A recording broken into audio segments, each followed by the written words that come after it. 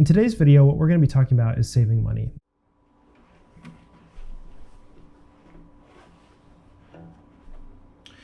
I'm in love with... Saving money is one of those things that I think a lot of us have trouble with because it's actually more complex than I think we think, and then we make it more complex than it needs to be.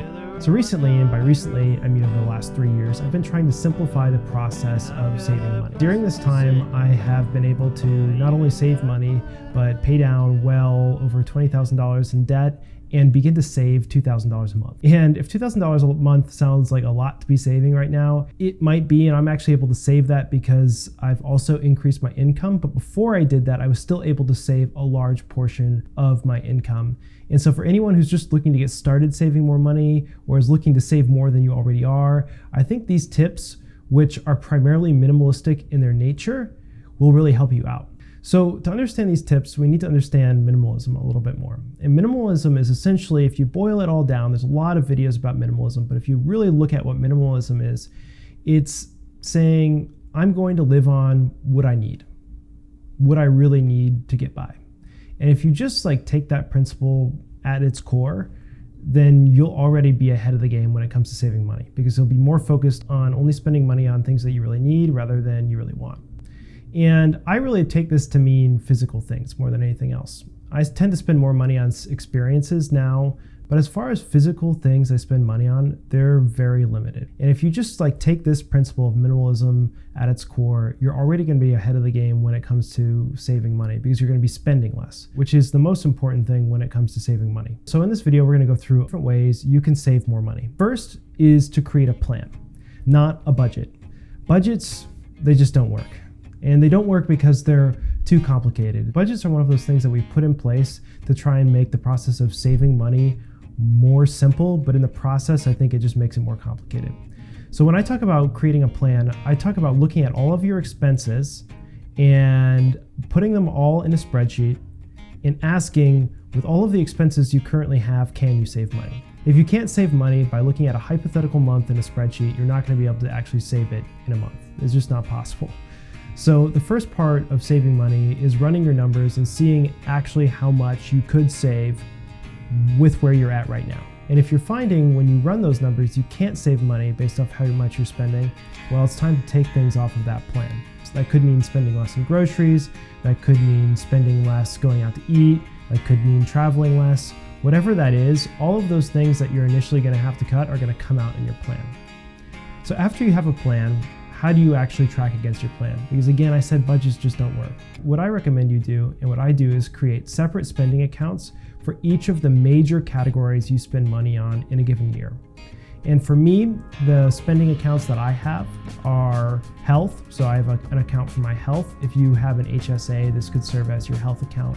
I have a travel account, so I put money every single month into a travel account because I like to travel. I have a business account where I put money every single month for investing in things like new tech for this YouTube channel. So for each of the major areas that I plan to spend in my life, I have a separate account where I'm putting money.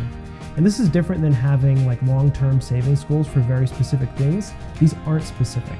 And the reason they aren't specific is intentional, because I don't know exactly what kind of expenses are going to come up in each of those categories. I just know that I'm going to spend in each of those categories. So I put money there. And it's great. If someone asks me if I can go on a trip, I don't have to question whether or not I can afford it. I just look at how much is in my travel account. And if I have enough money in the travel account, I'll go on the trip. If I don't, I won't.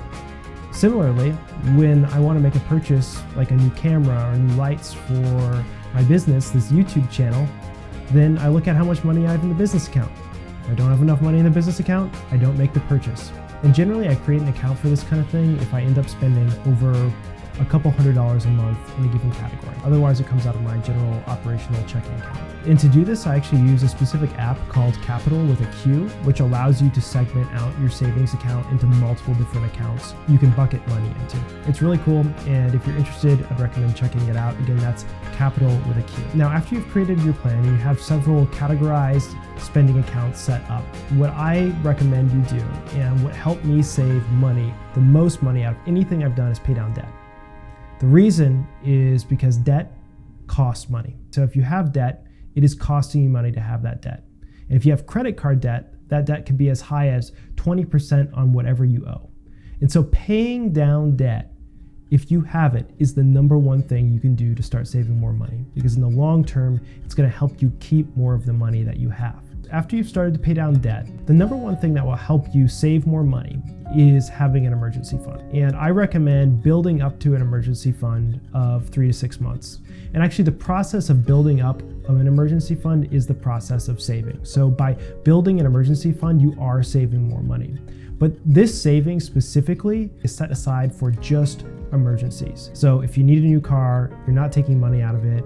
If you want to get some Christmas gifts, you're not taking money out of it. This money is only for savings. And the reason this type of savings account actually helps you save more money is when you do have emergencies come up, you're not going into debt and putting those emergencies on a credit card, which again takes away from your savings ability because there's usually a high interest rate associated with those. So building up an emergency fund is a really good way to start saving more money by preventing going into debt for emergencies. Next up is have only one main credit card.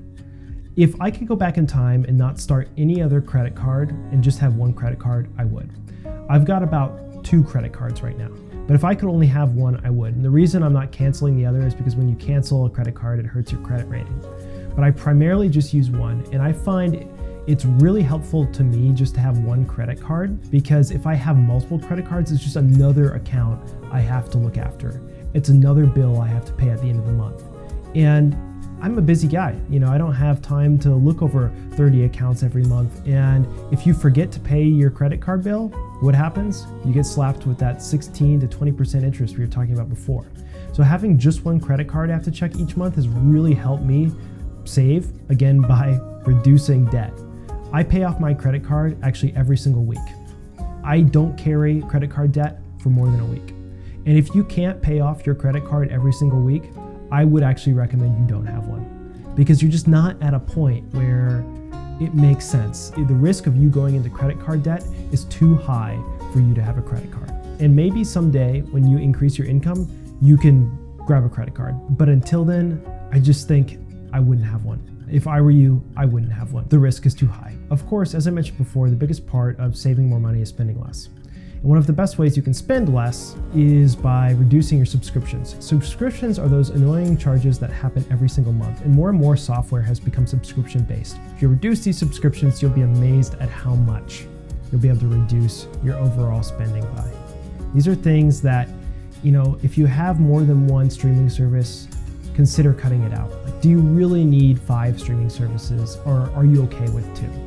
Do you really need all of the software that you have? Do you really need all the apps that you have? Ask those questions. And in line with minimalism, when you're looking at each of those items, just get really clear on what its use is for. And if you don't need it, cut it. Along with your subscriptions, one of the things that you should look at cutting out are just miscellaneous things that you buy that don't really mean anything or have a very limited use. When I first started my savings journey, I realized every single time I'd go to the store to buy groceries, I'd buy gum. And the gum maybe only costed $2. Well, really the gum was a metaphor for other things I was spending money on in my life. And as soon as I became aware that I would buy gum every single time I went to the store, I just stopped buying it. And that process of stopping buying that gum also led me to look at other areas of my life and figure out where else I was spending miscellaneous dollars. So if you're buying gum, consider asking yourself, do I really need this? Gum has a very limited use case. One of the really cool areas we have available to us now to save more money is high interest savings accounts. High interest savings accounts a couple of years ago weren't very high interest. The most you could make on a high interest savings account was 2.64%. But now many high interest savings accounts are getting close to 5%. I have 2 different savings accounts with 2 different banks that are both approaching a 5% savings rate. 5% is no joke. Every single month I log into my 2 savings accounts and I see that I've made, in some cases, $60 or $100, depending on the savings account. And that is really cool. And if you compound this with having an emergency fund, which should be a large chunk of change, so if you put your emergency fund in a high interest savings account, you are literally going to be making money every single month on your savings. And that is one heck of a way to save more money.